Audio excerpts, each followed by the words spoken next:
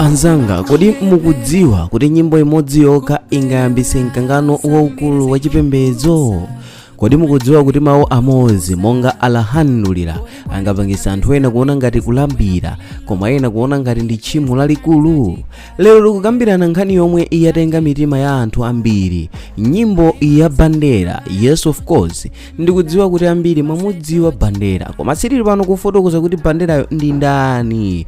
Koma nkhani yayikulu ndi nkhani yomwe iyakhuza asilamu ambiri, yomwenso yazunsa masheikh, yomwenso yachitisa mkangano pa social media. Kodi kugwiritsa ntchito dzina la Allah mu nyimbo ndikolondola kapena ndikuphwanya malamulo a Chisilamu? Khalani nane mpaka kumapeto chifukwa tifotokoza zonse modzama kwambiri osasiya chilichonse, koma kuti mukhale nafe limodzi musachoke pa video iyi. Ndipo dzina ndi lomwe lija Mike Thompson.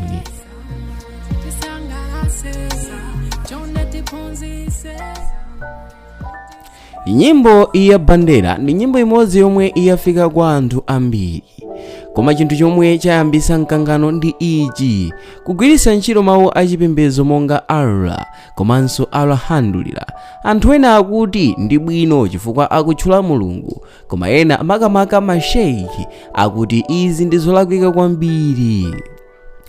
Dzina la Allah ndi lopatulika malingana ndi mfundo za Chisilamu.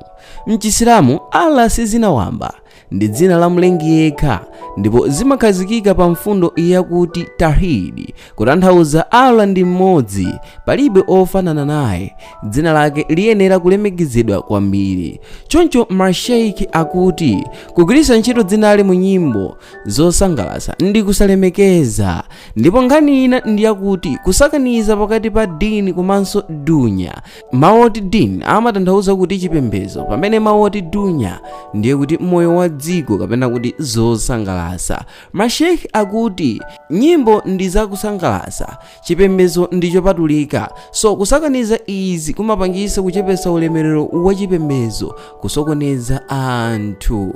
Ndipo malingananso ndi mfundo ina imene amayiti fitna kapena kuti mayesero. Fitna ndi mayesero omwe amasokoneza chikhulupiriro. Malingana ndi Asilamu, pogwirizanisa ndi nyimbo ya Bandera akufotokoza kuti ikupangisa anthu kuona ngati ndi yabwino chifukwa ili ndi mawu a Chisilamu, ikuchitisa anthu kugwiritsa ntchito status. Masheikh akuti izi ndi chiopsezo chachikulu.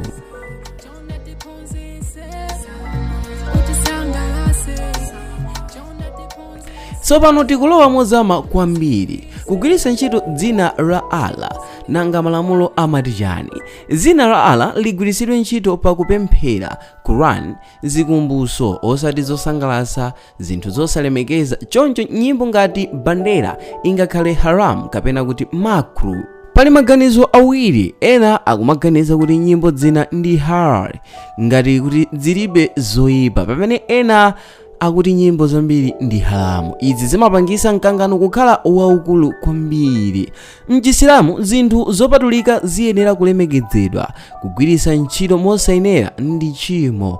Udindo wa masheikh, mawu awo ndionera kuti ntchito yawo ndi kufikisa uthenga basi, sakuweruza ayi, koma akufuna kupereka uthenga umene Quran kapena kuti buku limene amaligwiritsa ntchito lidafotokoza. Si onse omwe akugwirizana. Ena akuti alhamdulillah ndi mawu abwino, nyimbo ingalimbikitsa anthu kukumbukira Allah, pamene ena akuti nyimbo ndi njira yolimbikitsa uthenga. Nkhani yafala chifukwa social media ndi imodzi mwa malo amene nyimboyi iyapezeka, ndipo anyamata ambiri chipembedzo chokhuzidwa monga Chisilamu nawonso chatengapo mbali pa nkhaniyi. Anthu agawikana, ena akuthandiza pamene ena akususa mbali ina.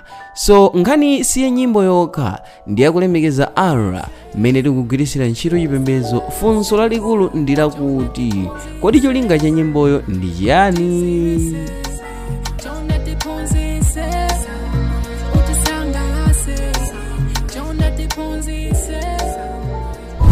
Ndizovuta kuti tikafotokoze cholinga chenicheni cha nyimbo kuposa mwini wake wa nyimbo ndiye mwe angafotokoze. Nkhani isi yongokhuza nyimbo yokha, ikukhuza mtima, chikhulupiriro ndi ubale wathu ndi Allah. Kodi ife tikulemekeza Allah mokwanira? Kodi zomwe tikuchita tsiku ndi tsiku zikugwirizana ndi chikhulupiriro chathu? Lero mwamva mbali zonse, koma chisankho chili kwa inu.